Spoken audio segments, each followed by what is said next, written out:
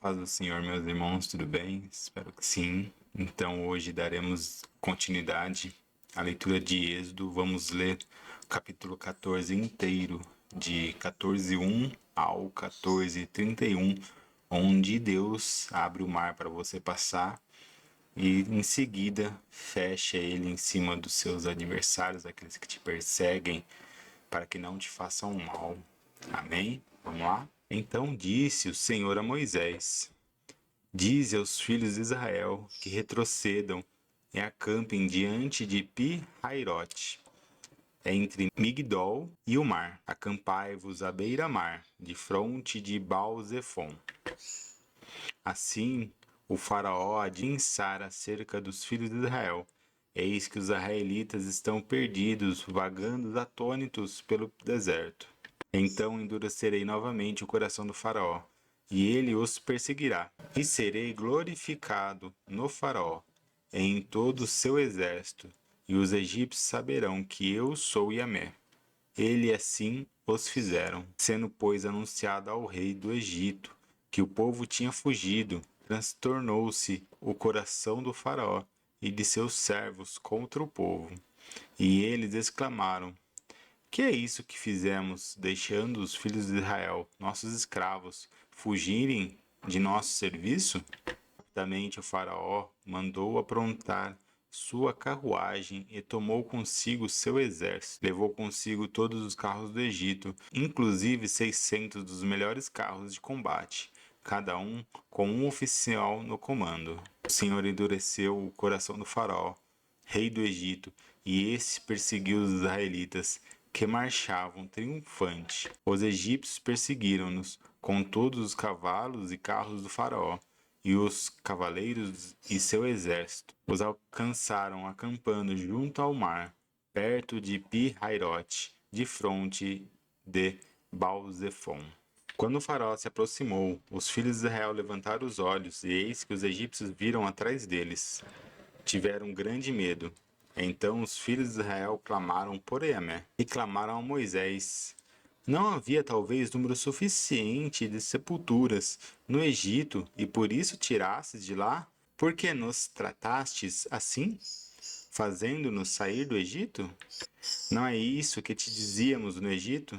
Deixa-nos, para que sejamos escravos dos egípcios em paz? Pois melhor nos fará servir aos egípcios do que morrer no deserto. Então Moisés encorajou seu povo, dizendo: Não temais, permanecei firmes e vereis o que Yahvé fará hoje mesmo, para vos salvar a todos, porque os egípcios que vedes neste momento, nunca mais os tornarei a ver. Yahvé combaterá por vós. Quando a vós aclamai-vos e ficai calados. Então o Senhor indagou a Moisés: Por que clamas por mim? Dize aos filhos de Israel que marchem avante.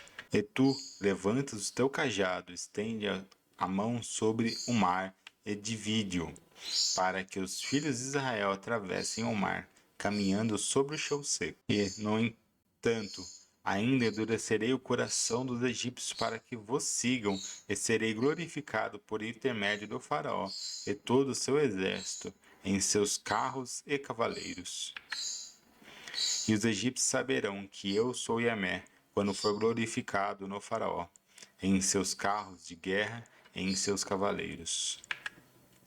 Então o anjo de Deus, que ia diante do exército de Israel, retirou-se e passou por trás deles. Também a coluna de nuvem retirou-se diante deles e se pôs atrás. Ficando entre o acampamento dos egípcios e o acampamento de Israel, a nuvem era tenebrosa do lado dos egípcios, mas iluminava a noite do lado israelita, e a noite passou sem que um pudesse se aproximar do outro durante a escuridão da noite. Então Moisés estendeu a mão sobre o mar, e Yahvé, por meio de uma fonte de vento oriental, soprou toda aquela noite, fez o mar se afastar, e tornou-se em terra seca, e as águas foram divididas. Os filhos de Israel entraram pelo meio do mar, em seco, e as águas formaram como um muro de água à direita e à esquerda. Os egípcios que os perseguiam entraram atrás deles até o meio do mar, cujas águas formaram muralhas de águas dos dois lados do caminho seco, com todos os cavalos do faraó, seus carros de guerra e seus cavaleiros. Pouco antes da alvorada, do alto da coluna de fogo e de nuvem, Yahvé olhou para o exército dos egípcios e lançou grande confusão e temor entre todos os homens do faraó. O Senhor emperrou as rodas dos carros de guerra dos egípcios e fê-lo andar com muita dificuldade em meia coluna de água que se mantinha erguida. Então os egípcios começaram a gritar: Fujamos da presença de Israel, porque Yahvé combate a favor deles contra o Egito. Então Yahvé ordenou a Moisés: estende a mão sobre o mar, para que as águas se voltem contra os egípcios sobre todos os seus carros de guerra e sobre os seus exércitos de cavaleiros. Moisés estendeu a mão sobre o mar, e este, ao romper da manhã, voltou para o seu leito. Todos os egípcios, ao tentarem fugir do meio do mar, correram de encontro às águas, que se fechavam por sobre o caminho, e o Senhor os precipitou para dentro do mar. As águas voltaram-se e cobriram os carros e cavaleiros de todo o exército do faraó, que havia perseguido os filhos de Israel mar adentro. Nenhum egípcio que entrou no mar conseguiu sobreviver. Os israelitas, entretanto, atravessaram o mar, pisando sobre a terra seca, tendo uma parede de água à direita e outra à esquerda. Naquele dia, salvou os filhos de Israel das mãos inimigas do egípcio, e os israelitas puderam contemplar os corpos dos egípcios mortos, lançados à praia pelo mar. Israel viu o maravilhoso poder do Senhor e depositou nele sua confiança, como também em Moisés, seu servo. Amém. Então, acho que uma das passagens mais conhecidas da Bíblia, né?